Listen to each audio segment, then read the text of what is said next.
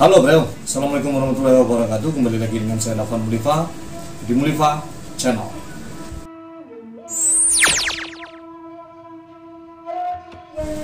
Kali ini saya akan bercerita tentang rimba yang ada di Sumatera Barat, atau orang bisa menyebutnya dengan Bukit Barisan. Di Bukit Barisan itu terinspirasi daripada bukit-bukit yang ada di Sumatera Barat. Di Sumatera Barat itu dikelilingi oleh perbukitan dan rimba-rimba yang sangat lebat. Kita akan berbicara tentang rimba yang ada di Sumatera Barat ini, bagaimana misteri di dalamnya. Dan banyak sekali di dalam hutan yang ada di Sumatera Barat ini mengandung kejadian-kejadian aneh.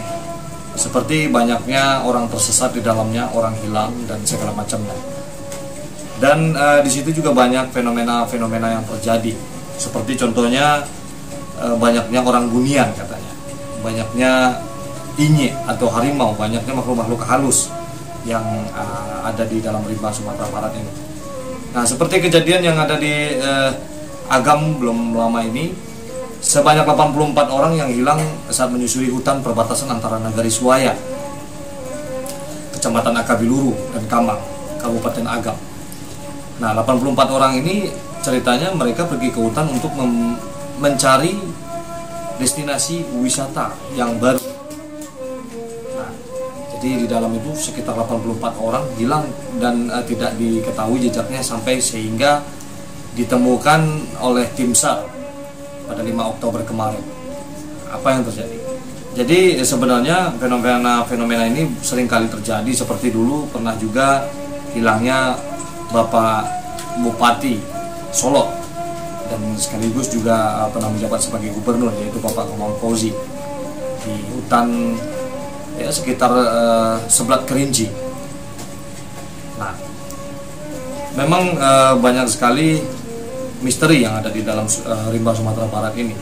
Seperti pada zaman penjajahan dulu banyak yang bergerilya di sana, atau orang-orang pada zaman PRRI itu, tentara-tentara PRRI itu pergi berlindung ke hutan-hutan yang ada di Sumatera Barat dari kejaran tentara-tentara pusat.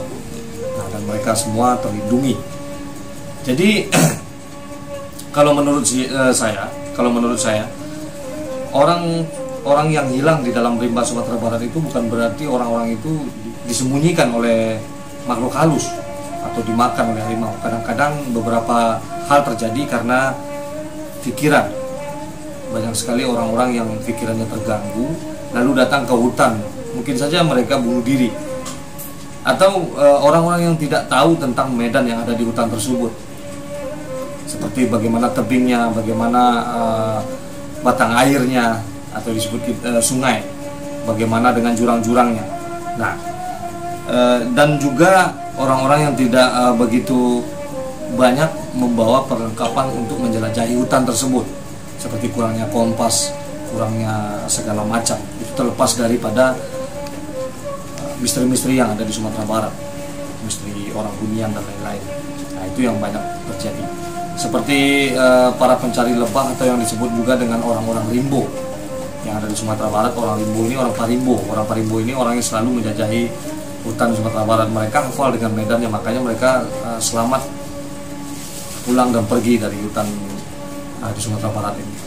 Nah, memang banyak sekali mungkin saja makhluk seperti orang bunian, dewa, dan banyak sekali.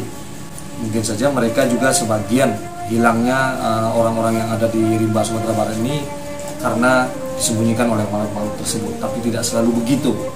Nah, yang terpenting itu kita selalu menjernihkan pikiran, dan banyak juga yang membuat orang-orang tersesat di dalam rimba Sumatera Barat ini, rimba Minangkabau ini, karena mereka terlalu senang mungkin, hingga mereka kurang kontrol, atau mereka berbicara kotor dalam rimba itu. Jadi ada attitude yang harus kita lakukan di dalam rimba Sumatera Barat ini. Jadi seperti itu. Nah, seperti sebanyak 84 orang yang berhasil ditemukan tadi, semua dalam kondisi kelelahan pada 5 Oktober kemarin.